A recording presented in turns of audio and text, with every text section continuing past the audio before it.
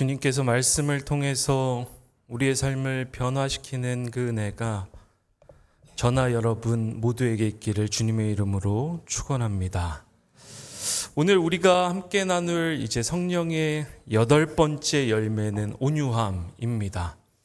이제 오늘 말씀을 나누게 되면 하나 남게 되는 거죠. 장장 기간 동안 우리가 성령의 9가지 열매에 대해서 나누면서 우리 스스로를 점검하면서 그렇게 그리스도를 닮아가도록 말씀을 나누고 있는데 오늘은 온유함입니다. 원어로는 프라우테스라는 단어로 이 온유함이라는 성품이 표현되고 있습니다. 이 온유함을 뜻하는 프라우테스는 직역하면 부드러운 성품, 온화함, 겸손을 뜻합니다. 이 뜻만 보면 온유함, 어떤 사람이 온유하다 그러면 어떤 이미지들이 떠오르세요? 저 사람은 온유해. 부드럽다, 온화하다. 그러면 어떤 이미지들이 좀 떠오르세요? 우리가 잘못 생각하면 성경에서 이야기하는 온유함이라는 게 좋은 거다. 약간 다소 바보스러운 성품. 저 사람은 바보야. 다른 사람들을 위해서, 다른 사람들의 요구에 다 맞춰주는 성품을 가진 사람들을 향해서 우리는 종종 저 사람 참 온유하다라고 착각할 수가 있습니다. 근데 성경에서 이야기하는 온유함은 그런 성품은 아니에요. 이 프라우테스라는 단어가 어떻게 그 당시에 쓰였는가 하면 길들여진 동물, 부드러운 산들바람, 통증을 가라앉히는 약. 그러니까 잘 보면 와일드함을 배제한 상태도 아니고 뭔가 바람이 세게 부는 상태도 배제하는 것이 아니고 통증이 있다라는 사실도 무시하는 게 아닙니다. 그러니까 뭔가 안에서 막 일어나고 있는데 이러한 것들이 잘 관리되어 있는 상태, 그걸 의미하는 게 오늘 성경에서 이야기하는 온유함이라는 단어의 의미인 겁니다. 그렇기 때문에 온유함은 약함이나 소극적인 유약함, 수동성 이런 것들과는 거리가 있는 개념인 겁니다. 주석가들은 그래서 이 온유함이라는 성령의 8번째 열매를 해석할 때 2가지가 중요하다라고 이야기를 했었는데 첫 번째는 성령의 통제 아래 있는 것인가? 우리 안에 있는 그 모든 성품들이 성령의 통제 안에, 하나님의 관리하심 안에 있다면 그것이 온유하다라는 성품의 의미다라는 것을 이야기를 했던 것이고, 두 번째는 내적인 강인함. 그러니까 유약해서 그냥 마냥저냥 좋은 게 좋은 거다라고 다른 사람들한테 맞추는 게 온유함이 아니라 자기 안에 어떠한 강직함이 있는 거예요. 강인함이. 주관적인 뚜렷함이 있는 겁니다. 근데 그게 하나님의 통제 안에 잘 관리되고 있는 상태를 향해서 저 사람은 온유하다라고 성경은 이야기를 하고 있었던 겁니다. 그럼 우리가 잘 생각을 해볼 때 온유함이라는 것은 자기의 힘을 하나님의 통제 안에 둔다라는 것을 의미하는 것일 텐데 그게 도대체 무슨 의미일까? 제가 올해 아마 인스타랑 페이스북에서 잘 돌아다니고 있었던 짧은 영상의 줄임말입니다. 자녀들이랑 손주들이랑 이야기하실 때 너 이 짤 봤어? 그러면 약간 새롭게 볼 거예요. 그 짤을 하나 준비를 했습니다. 한번 잠깐 보시죠. 소리는 없이 저런 영상이 돌아다녔던 거예요. 근데 저 위에다가 뭐가 계속 붙습니다. 지금 뭐죠? 잘 보시면 저기에 보면 기업들이 붙기도 해요. 뭐 예를 들어서 매출 실적이 제일 높은 이제 기업들이 등장을 하고 저 앞에 나왔었던 애는 한 3, 4위 정도 하는데 자기 밑에 있는 애들한테는 막 치고 막 지나가지만 매출 1위를 달성한 기업이 지나가면 이제 숨죽이는 거죠. 이게 전형적인 강약약강의 모습입니다. 강약약강은 뭐죠? 그렇지. 강한 사람에게는 약하고 약한 사람에게는 강한. 그러니까 세상은 힘의 논리로 운영이 됩니다. 그러다 보니까 저런 짤들이 유행을 하는 거예요. 재미삼아 돌아다니는 이유는 우리가 사는 세상을 적나라하게 보여주기 때문에, 그런데 유머스럽게 표현하기 때문에 아마도 이런 종류의 영상들이 잘 각광을 받았던 거 아닌가 싶습니다. 잘 생각을 해보면 우리가 편차, 그럴 때도 있고 그렇지 않을 때도 있어서 그렇지, 대부분 우리의 삶은 위에 있는 자들에게는 한없이 순하지만 우리 아래에 있는 자들에게는 한없이 억셉니다. 위에 있는 사람들에게는 한없이 약하지만 밑에 있다라고 판단하는 사람들에게는 한없이 강하고 뚜렷한 주관들을 보여주는 것입니다. 철학자 아리스토텔레스는 자신의 저서였던 니코마코스 윤리학 4권 5장에서 온유함에 대해서, 우리가 나누고 있는 온유함에 대해서 이야기를 합니다. 그러면서 뭐라고 이야기를 하는가 하면, 온유함이라는 것은 화를 과도하게 내는 것도 아니고 화를 아예 내지 않는 것도 아니다. 잘 알고 있는 중용을 이야기하고 있는 것입니다.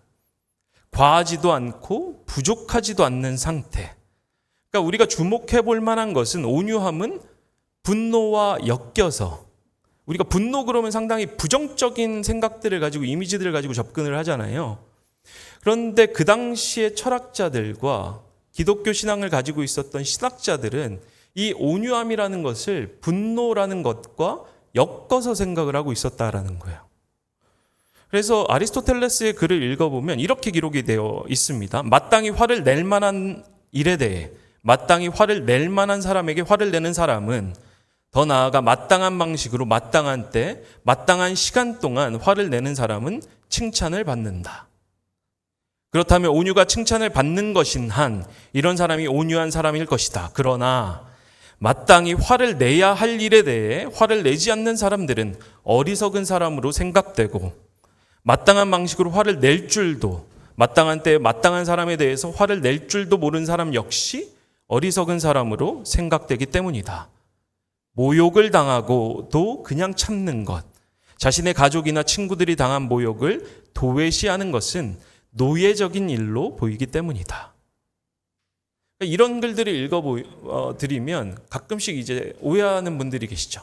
그래, 목사님이 설교를 할 때 분노를 내도 된다고 했어. 화를 내도 된다고 했어. 그러면서 이제 가정에 가서 이제 권력을 잡은 분들이 권력이 없는 이들을 향해서, 혹은 직장에서, 아니면 우리의 삶의 바운더리에서 그렇게 화를 내는 걸로 착각하실 수 있습니다. 근데 그런 의미는 아닙니다. 오늘 이 아리스토텔레스가 어떻게 보면 온유함에 대해서 이야기를 할 때에는 성경에서 이야기하는 온유함과 크게 다르지 않는 부분이 있기 때문에 이야기를 한 겁니다. 철학자들도 진리를 파악합니다. 하나님이 이성을 우리에게 주셨기 때문에 그 이성을 토대로 더듬어서 올라가다 보면 성경적인 진리와 하나님의 진리들을 파악할 수가 있는 것입니다.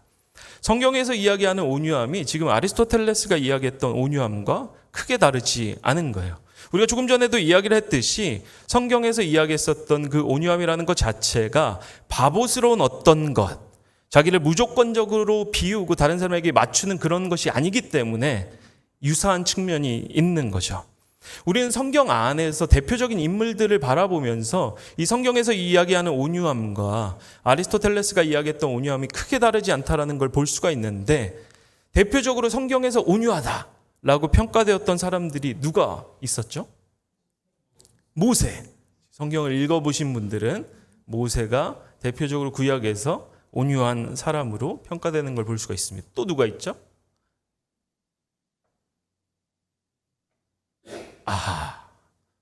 우리가 그리스도인인데 예수님의 이름이 나오지가 않네요. 그렇죠? 네? 예수님이 신약시대에서는 대표적인 온유한 사람으로, 완전한 하나님이셨지만 완전한 사람이셨던 예수님이 온유함의 대표적인 명사로 나오고 있는 것을 볼 수가 있습니다. 먼저 모세를 잘 보면 민수기 12장 3절 개역개정에서 이렇게 이야기를 합니다. 이 사람 모세는 온유함이 지면의 모든 사람보다 더하더라. 새 번역은 이 온유함을 겸손함으로 번역하고 있는데 이 온유함으로 번역되고 있는 단어는 아나바라는 히브리어 명사인 거예요. 우리가 읽었었던 프라우테스라는 그 신약에서 이야기했었던 성령의 8번째 열매와도 같은 단어로 번역이 되는 겁니다. 모세가 온유하다라고 선포되고 있는 이 민수기 본문이 재밌는데 왜 그런가 하면 민수기 12장을 한번 찾아보시겠어요? 민수기 12장을 보면 이 모세의 온유함이 어떠한 맥락에서 나오고 있는 것들을 볼 수가 있습니다.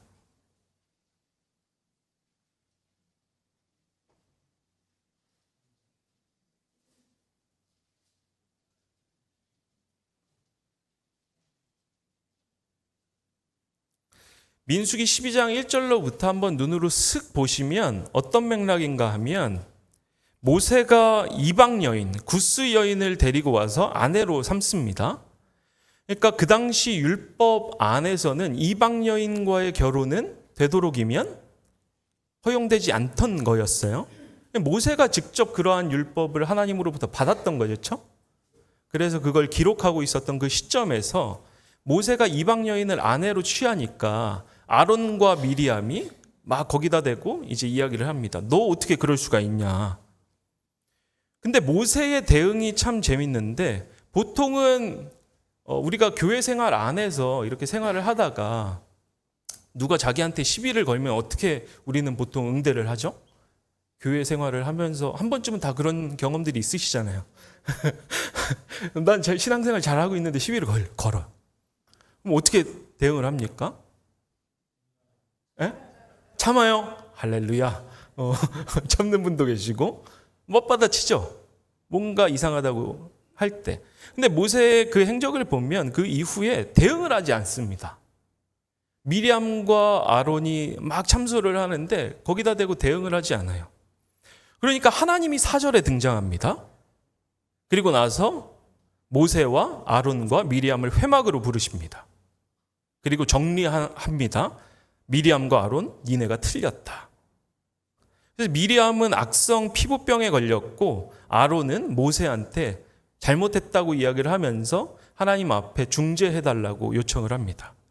그랬더니 모세가 그들을 용서하고 하나님 앞에 기도함으로써 미리암이 낫는 모습들을 볼 수가 있습니다.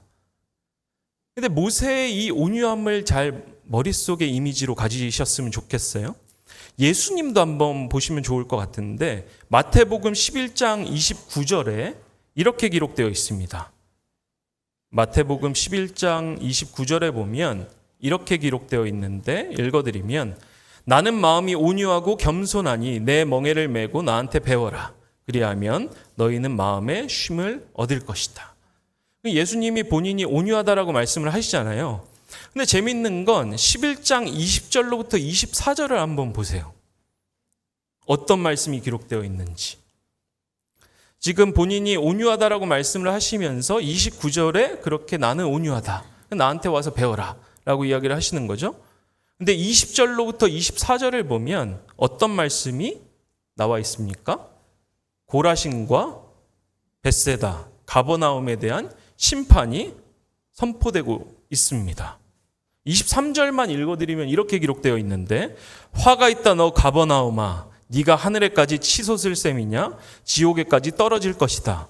너 가버나움에서 행한 기적들을 소돔에서 행했더라면 그는 오늘까지 남아있을 것이다.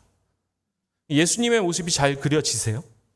20절로부터 24절에 말씀하셨던 그 심판이 나온 그 뒤에 나는 온유하다라고 이야기를 하시는 거예요.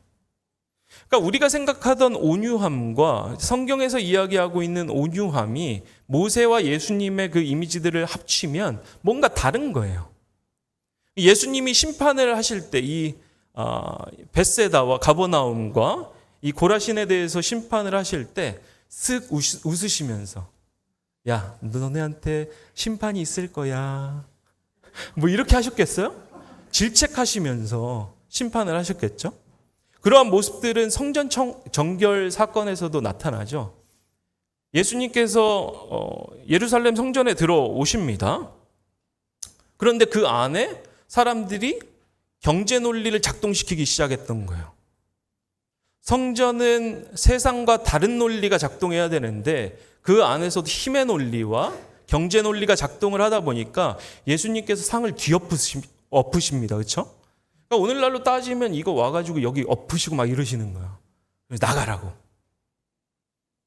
예수님의 온유하심은 그런 겁니다.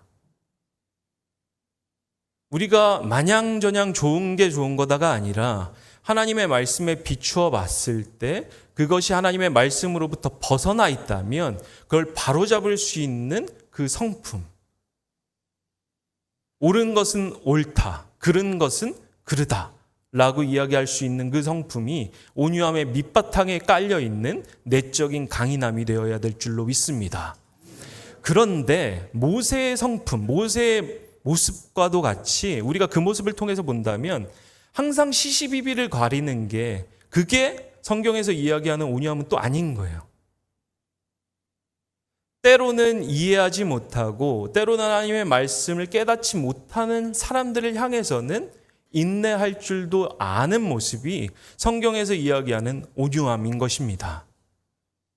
우리의 삶 안에 이러한 모습들이 작동하고 있는가? 혹시나 모든 사안들에 있어서 시시비비를 가리겠다고 여기저기 이야기하고 다니거나 아니면 좋은 게 좋은 거라고 모든 것들을 감내하고 있지는 않은가?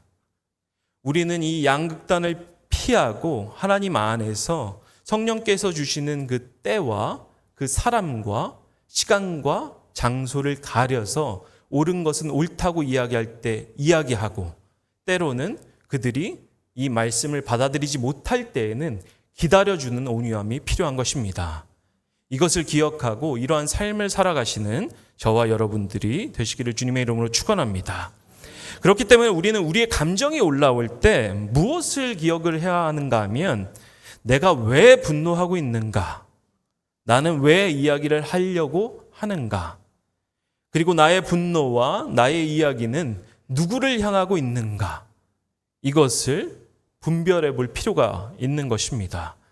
만약에 나의 분노와 나의 무엇인가 바로잡고자 하는 그 시도가 침해당한 나의 권리 때문에, 나의 이익 때문에 일어나고 있다면, 만약 나의 분노가, 나의 지적이 나보다 약한 사람들만을 향해서 이루어지고 있다면 우리는 온유함이라는 성령의 열매를 맺고 있는 것은 아닐 것입니다. 그런데 만약 나의 분노가, 나의 지적이 나의 옳고 그름을 따지는 것이 하나님의 나라를 위한 것이고 우리 공동체를 위한 것이라면, 우리의 가정을 위하고 우리의 교회를 위하고 이 나라와 이 민족을 위하는 것이라면 하나님 앞에서 때로는 우리의 보이스를 낼 수도 있어야 된다라는 것입니다. 이것을 기억하고 이 TPO라는 말씀 들어보신 적 있으세요? 이것도 신세대, MZ세대들의 이야기입니다. TPO.